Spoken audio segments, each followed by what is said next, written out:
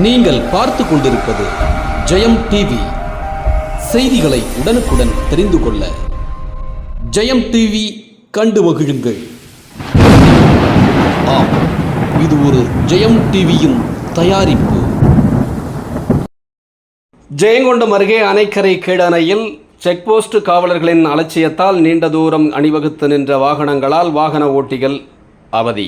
தஞ்சாவூர், கும்பகோணம் உள்ளிட்ட பகுதிகளிலிருந்து சென்னை செல்ல அணைக்கரை பாலம் வழியாக தேசிய நெடுஞ்சாலை அமைக்கப்பட்டு வாகன ஓட்டிகள் பயன்படுத்தி வருகின்றனர். இந்நிலையில் அணைக்கரை பாலத்தில் ஒரு சமயத்தில் ஒரு கனரக வாகனம் மட்டுமே செல்லும் வகையில் இருப்பதால் செக்போஸ்ட் காவலர்கள் வாகனங்களை போக்குவரத்து இடையூறு ஏற்படாத வகையில் வாகனங்களை அனுமதித்து வந்தனர்.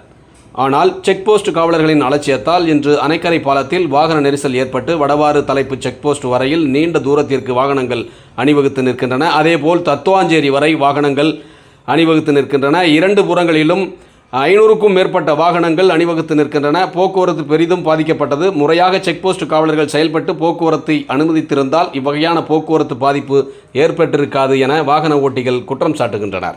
மேலும் இன்று முகூர்த்த நாளாக இருப்பதால் வாகனங்களின் எண்ணிக்கையும் அதிக அளவில் இருந்துள்ளது.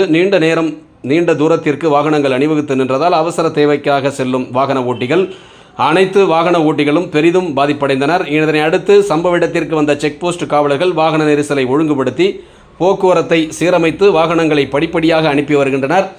இருப்பினும் தற்பொழுது இரண்டு புறங்களிலும் 500க்கும் மேற்பட்ட வாகனங்கள் நிற்பதால் ஒவ்வொன்றாக தற்பொழுது மூவாகி கொண்டிருக்கிறது என்பது குறிப்பிடத்தக்கது. இதுகுறித்து வாகன ஓட்டிகளிடம் கேட்டபோது கூடுதல் போலீசாரை நியமிக்க வேண்டும், மேலும் முகூர்த்த நாட்களில் கனரக வாகனங்களை உள்ளே விடுவதை தவிர்க்க வேண்டும் என கோரிக்கை விடுத்துள்ளனர்.